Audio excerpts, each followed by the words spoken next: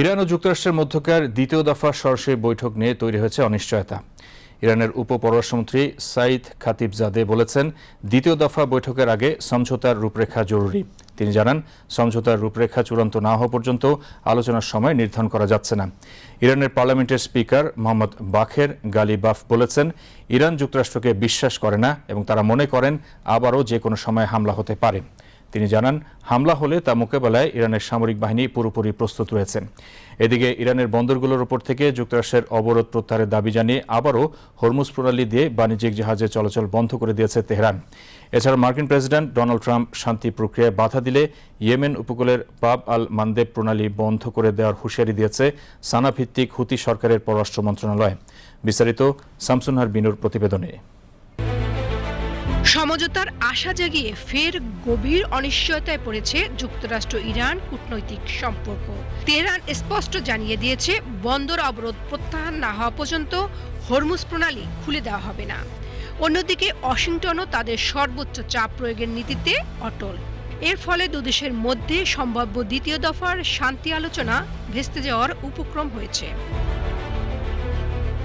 ইরানের উপপররাষ্ট্রমন্ত্রী সাইদ খাতিবজাদে জানিয়েছেন, যুক্তরাষ্ট্রের সঙ্গে সরাসরি আলোচনার কোনো তারিখ এখনও নির্ধারিত হয়নি। তিনি অভিযোগ করেন, ওয়াশিংটন তাদের অযৌক্তিক সব দাবি থেকে সরে আসতে চাইছে না। খাতিবজাদের মতে, একটি যৌথ কাঠামোতে সম্মত না হওয়া পর্যন্ত দুই পক্ষের মুখোমুখি বসা সম্ভব নয়। ইরানি পার্লামেন্টের স্পিকার মোহাম্মদ বাগের গালিবাফ কঠোর হুঁশিয়ারি দিয়ে বলেছেন, তেহরান ওয়াশিংটনকে বিশ্বাস করে না। যে কোনো মুহূর্তে যুদ্ধ শুরু হতে পারে এমন আশঙ্কা থেকে ইরানের সশস্ত্র বাহিনী মাঠে সম্পূর্ণ প্রস্তুত রয়েছে। তিনি বলেন, হরমুজ প্রণালী ইরানের নিয়ন্ত্রণে। ইরানি বন্দরে অবরোধ দেওয়ার মার্কিন সিদ্ধান্ত একটি মূর্খতাসম্মত ও অজ্ঞতাপূর্ণ পদক্ষেপ। অন্যদিকে মার্কিন প্রেসিডেন্ট ডোনাল্ড ট্রাম্প সাফ জানিয়ে দিয়েছেন, কোনো চুক্তি না হওয়া পর্যন্ত ইরানি বন্দরে নৌ অবরোধ বহাল থাকবে। তিনি হুঁশিয়ারি দিয়ে বলেন, তেহরানের কোনো ব্ল্যাকমেইলের কাছে ওয়াশিংটন নতি স্বীকার করবে না। এদিকে বিভিন্ন আন্তর্জাতিক গণমাধ্যমের প্রতিবেদন অনুযায়ী এই অবরোধের পরিধি আরও বাড়তে পারে।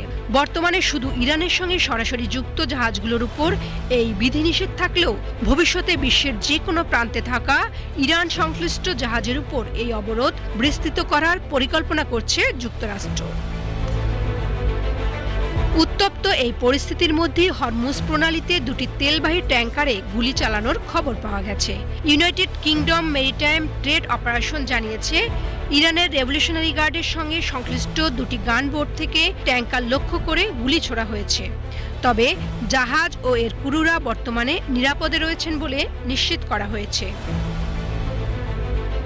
পাকিস্তানের মধ্যস্থতায় ইসলামাবাদে যুক্তরাষ্ট্র ইরান প্রথম দফার আলোচনার পর দ্বিতীয় দফা বৈঠকটি নিয়ে ব্যাপক প্রত্যাশা তৈরি হয়েছিল। কিন্তু বর্তমান অচল অবস্থায় সেই বৈঠক হবে কিনা তা নিয়ে ধোঁয়াশা কাটছে না। যুদ্ধবিরতি শেষ হতে আর মাত্র 3 দিন বাকি। এই অল্প সময়ের মধ্যে কূটনৈতিক সমাধান না এলে মধ্যপ্রাচ্য সংকট আরও বাড়ার আশঙ্কা করছেন বিশ্লেষকরা। Shamsunnahar Binu, BTV news.